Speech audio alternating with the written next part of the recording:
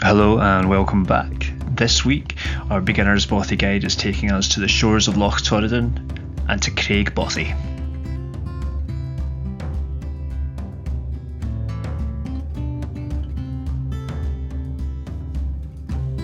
There are two ways into the Bothy, and today we're going to focus on the shorter route from the beautiful village of Lower Diabeg.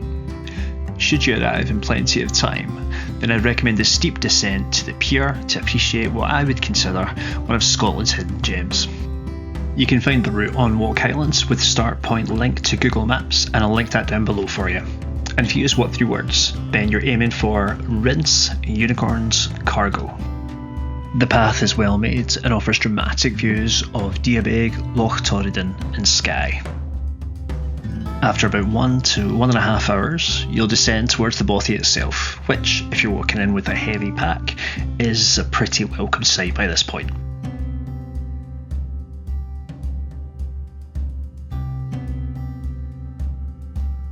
The Bothy is an old shepherd's cottage, which went on to become a youth hostel before being taken over by the Mountain Bothy Association. It is now one of a few, but a growing number, of Bothys which boast a flushing toilet. Craig Bothy has 2 floors, with 3 rooms on each floor, which affords both sleeping space and a degree of privacy for those who wish it. The main living area has a dowling stove, benches and chairs, and a flaking but still very impressive Celtic mural on the wall.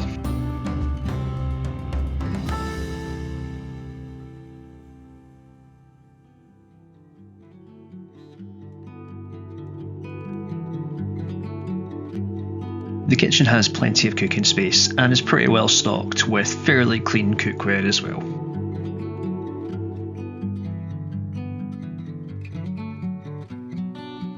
Heading through to the final room downstairs, you'll find some extra sleeping space and living space in amongst some of the equipment and materials of the Mountain Bothy Association.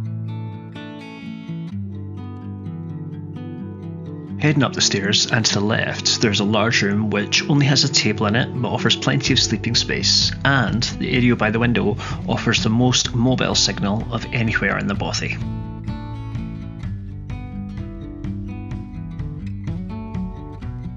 Heading across the landing, we come to the old warden's room, which has 2 beds and plenty of floor space.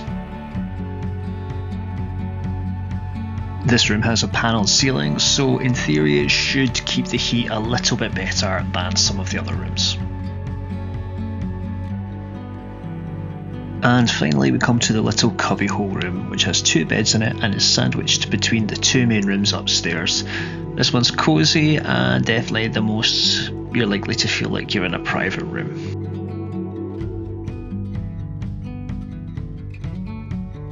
The toilet is located around the back of the building. Note, if you're sitting down on the toilet, it can be a little bit tight getting the door closed behind you. The toilet is flushed using water buckets, which you can fill from the blue water butt or with water from the river.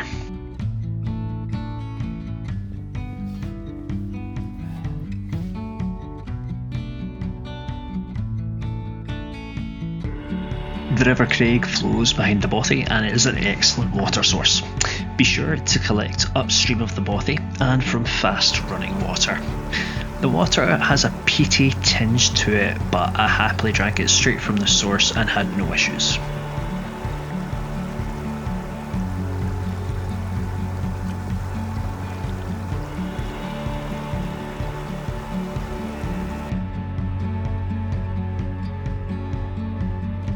There's plenty of wood around the Bothy, with trees regularly being blown down by the wind. Look for deadwood on the walk down to the bay or in the wooded area across the river, and as always, never cut down live wood.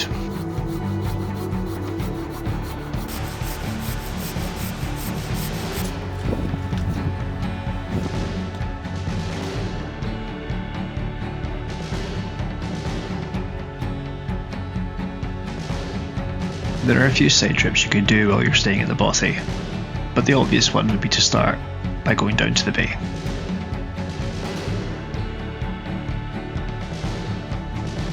The walk down to the bay through the ruins of the old Craig fishing village is definitely worth your time. It takes about 10 minutes in total, and when you get down there you can find the ruins of the old warden's house overlooking the bay.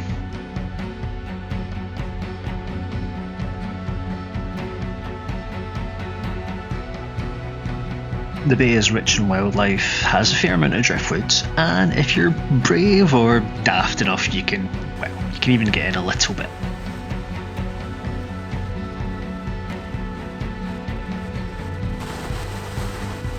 A very little bit, before of course scampering straight back to the fire.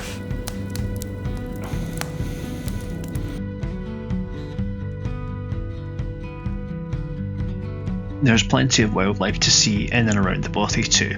Red deer, golden eagles, white-tailed eagles and seals are all fairly common, and it's worth keeping your eyes peeled for them.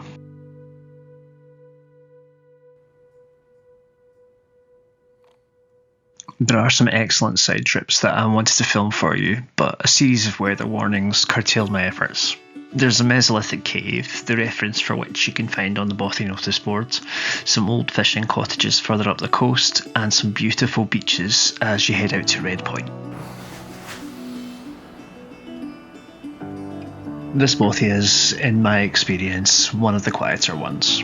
If you're looking to have your first Bothy experience, then this could be a good one to choose.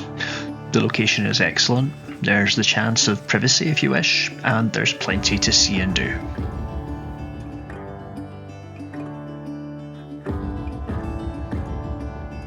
Thank you for watching, and if you have any questions, comments or suggestions, please leave them below, and I'll see you next time.